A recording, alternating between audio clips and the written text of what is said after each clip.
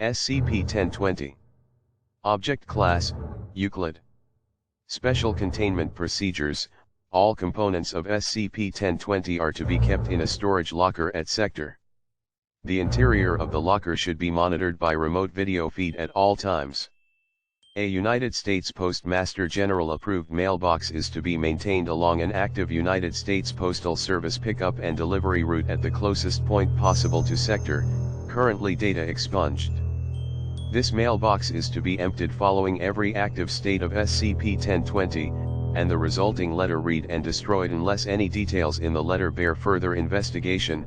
Ttt Description. SCP-1020 consists of the following items: a stack of 11 newspapers, a pair of scissors, a jar of rubber cement-style adhesive, a sheaf of 30 sheets of blank white paper, a box of 30 plain letter-sized envelopes, a black ballpoint pen, and a book of 20 stamps.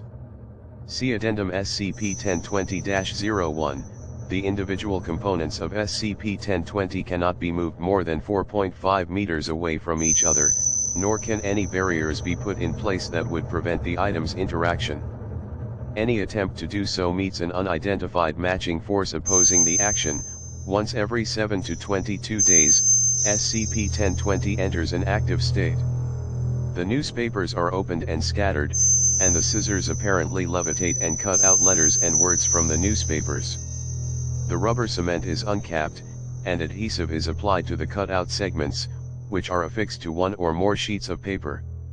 The pen scrawls an address on an envelope in shaky letters. About 1 minute later, all pages of the note are folded and inserted into the envelope. The envelope seals, and a stamp is affixed to it. The envelope then vanishes, and reappears in the nearest U.S. Postmaster General approved mailbox on an active mail pickup route. All letters follow the format of a stereotypical ransom note.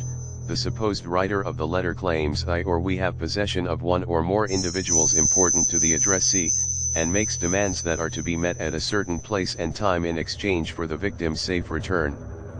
Letters occasionally contain misspellings, removing the envelope from the mailbox in which it appears, otherwise preventing its delivery to the addressee. Reading the envelope, opening the envelope and reading the letter inside all appear to produce no ill effects. If the letter is read by the addressee, the stated victim, S, will immediately vanish, regardless of the victim's location or activity at the time. Meeting the demands of a letter produced by SCP-1020 invariably results in the return of the victim within 24 hours to their place of disappearance or another nearby safe location, unharmed and with no memory of the time they were gone. Recipients are chosen seemingly at random. Letters rarely make demands involving money, and in those cases, the money carries personal value to the recipient or victim. Intercepted letters demands have included destruction of family's only vehicle by fire in a local parking lot for return of son, tattooing of a cryptic phrase on the palm of recipient's left hand at a specific tattoo parlor for return of husband, cash withdrawal of daughter's entire college fund, followed by random distribution of said cash to strangers at Central Park in New York City for return of said daughter, injection of HIV-infected blood into recipient's own veins in exchange for wife. Basic internet search of intended recipient's name indicates he holds an MD and works at hospital in. No victims have ever been recovered in cases where the demands were not met. Addendum 1020-01. Examination of components. A close examination of components of SCP-1020 reveals several anomalous features. All destroyed or used components are replaced apparently via teleportation from the nearest available source within 1 minute. There appear to be no range limits on this phenomenon, and research involving destruction of the scissors in particular has been discontinued due to general inconvenience for all sector staff. Additional anomalous properties follow.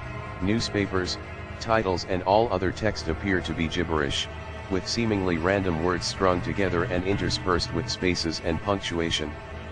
This attribute applies even to new newspapers that have replaced destroyed ones in the collection via teleportation.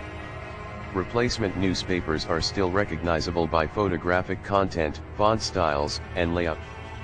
SCP-1020 shows no preference for any particular publication, Simply taking the necessary number of mostly complete newspapers from as nearby as possible to maintain a collection of 11 total, rubber cement.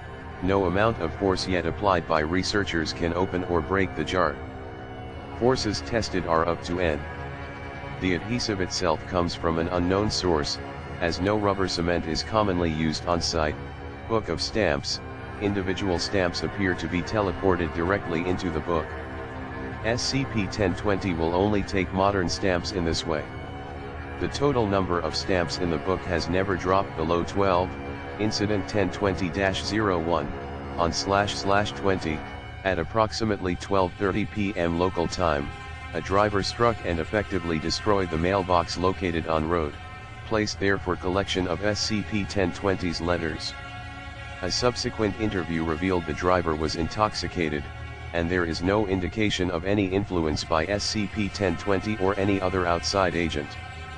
However, timestamp data on footage of SCP-1020 reveals that within 4 seconds, SCP-1020 became extremely active, drafting and teleporting a page letter in less than 2 minutes.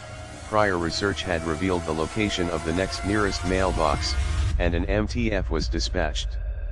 Mail pickup had already occurred, and the local post office had to be shut down for approximately an hour until the target letter was recovered. An image of the letter's first page and envelope front are available for viewing below, plus view image, hide image, letter and envelope retrieved following incident 1020-01. Blacked out portions and subsequent pages give extremely detailed instructions on how to infiltrate sector, including staffing details, passcodes, and instructions on how to breach containment on several Euclid-level SCP items, with the end goal of covertly liberating and relocating all components of SCP-1020 to a condemned house in. Note, this was a blatant escape attempt, indicating sapience.